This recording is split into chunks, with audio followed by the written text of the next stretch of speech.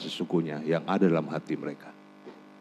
Pertanyaan saya, tolong jelaskan saudara saksi, kenapa saudara saksi melihat kasus ini kasus problem sosial? Yang kedua, kenapa sampai saksi berani mengatakan bahwa peristiwa atau kasus ini adalah pertentangan sesungguhnya antara penyidik dan JPU? Silakan. Yang pertama ada 3 hal dalam kerangka berpikir saya yang terjadi. Yang pertama adalah proses hukum yang sesat, 2 pikiran yang sesat, 3 hati yang mati. Proses hukum yang sesat, bagaimana di era sains seperti sekarang, mengungkap sebuah peristiwa pembunuhan, mendengar yang kesurupan. Logika hukum mana yang dipakai? KUH pidana mana yang dipakai? Bagaimana seorang penyidik profesional yang dididik oleh negara mempercayai kesurupan sebagai landasan untuk pengambilan keputusan? Yang kedua, bagaimana orang ditangkap dan berdasarkan pengakuan mereka disiksa dulu tanpa ada pendampingan hukum yang memadai. Kemudian pelapor merangkap menjadi penangkap dengan kalimat diamankan. Kalimat diamankan itu kan sebenarnya kalimat halus dari ditangkap. Itu bahasa yang biasa digunakan. Kemudian bagaimana berproses tanpa alat bukti yang memadai?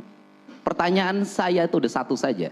Yang menyatakan Eki dan Pina kecelakaan, ada 3 yang sudah bersaksi dan melihat langsung. Pertanyaan saya adalah, yang menyatakan mereka melakukan pembunuhan dan tindakan asusila, mana saksinya? Mana ada yang hadir pengadilan melihat sendiri? Mana ada bukti CCTV? Logikanya sudah tidak nyambung menurut saya. Masa kita sekolah yang tinggi-tinggi, belajar ilmu logika di hukum tidak dipakai dalam logika ini? Yang berikutnya adalah kesesatan berpikir. Kesesatan berpikir terjadi disebabkan karena kebiasaan kita. Maka saya selalu mengatakan, orang yang mengambil keputusan-keputusan strategis itu diwajibkan berpuasa. Kenapa diwajibkan berpuasa? Agar pikirannya kosong dari berbagai kepentingan. Nah, karena itu yang terjadi, maka kesesatan berpikiran ini itu dia berasal dari apa? Matinya hati. Matinya hati disebabkan oleh apa? Problem sosial dan problem lingkungan serta problem psikologi orang. Nah, sehingga peristiwa ini menjadi berlarut dan kemudian terungkap baru hari ini. Itu pun terungkap karena adanya film.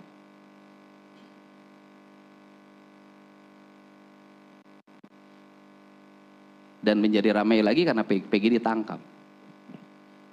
Baik saudara saksi, jawaban saudara saksi sangat normatif, tapi realistis.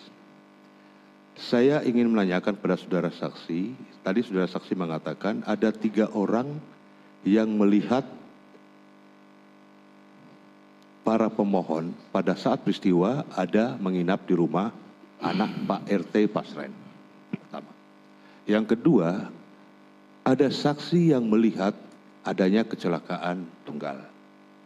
Apakah saksi pernah langsung bertemu dengan orang-orang tersebut untuk mewawancarai? Baik, yang disebut dengan pertentangan kan begini, pada waktu penangkapan Peggy kan dibebaskan di peradilan, di pra-peradilan. Artinya bahwa satu DPO itu sudah dinyatakan gugur oleh pengadilan. Artinya peristiwa itu peran Peggy dulu tidak ada. Setelah itu Dani dan Andi itu juga dibatalkan. Padahal mereka memiliki peran penting. Kalau ketiga orang ini sudah dianggap tidak ada dalam kasus ini, berarti peristiwa pembunuhan tidak ada, diangkut tidak ada, asusila nggak ada. Kan harusnya punya logika dong. Masa kita bertahan pada sesuatu yang kita bantah sendiri? Terus kemudian apakah saya mewawancara? Saya mewawancara mereka, bertanya pada mereka. Mereka meyakinkan pada diri saya. Mereka menyatakan siap bersaksi, memberikan pernyataan di notaris, siap dituntut di muka pengadilan kalau dia bersalah atau berbohong. Pertanyaannya, mungkinkah orang awam yang hari ini bekerja punya tanggung jawab keluarga mengorbankan dirinya kemudian berbohong, kemudian besok dipenjara karena kesaksian palsu? Tidak mungkin. Berarti apa yang sampaikan dia yakini kebenarannya. Baik, saudara saksi. Satu hal lagi yang terakhir saya ingin pertanyakan. Tadi saudara saksi yang terakhir saya tangkap menyatakan peristiwa asusila atau dalam kurung pemerkosaan tidak pernah terjadi. Kalau kita melihat dari hasil visum et repertum, memang dinyatakan ada cairan tertentu, tapi tidak pernah diperiksa DNA dari cairan itu milik siapa.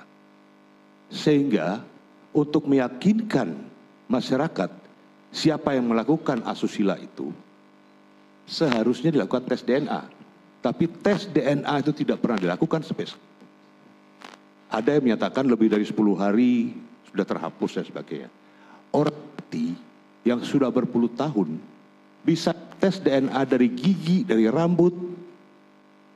Karena kami pernah belajar tahun 80-an di Fakultas Hukum, namanya ilmu kedokteran kehakiman. Semua kami dapatkan itu. Tetapi logika karena tidak pernah dites DNA, tapi sampai sekarang pun tetap diyakini baik oleh penuntut umum, oleh hakim yang mengadili, bahwa terjadi peristiwa asusila. Bagaimana menurut saksi? Kalau menurut saya kan logika sosialnya sederhana kok. Kita ini pernah muda, saya biasa ngasuh anak-anak muda. Kalau berdasarkan keterangan Widi, kan mereka putus tuh, kemudian bertemu lagi. Gimana sih kangennya orang putus kalau bertemu lagi? Cukup saya menjelaskan itu. Baik, terima kasih sudah saksi. Terima kasih, Bang Dedi, saksi. Saya sungguh-sungguh berterima kasih atas kehadiran Pak Dedi yang memberikan perspektif melihat peristiwa ini dari perspektif di luar hukum, yaitu sosial dan kemanusiaan. Jadi ini melengkapi kita tentang apa yang akan kita lihat dalam peristiwa ini. Pertanyaan yang ingin saya sampaikan kepada saksi adalah, sejak kapan Pak Dedi itu saksi memiliki kepedulian kepada hal-hal yang kemanusiaan, dan sampai kapan tuh? Terima kasih Pak. Ya, saya bertindak kemanusiaan sudah sejak kecil Pak, bukan baru hari ini.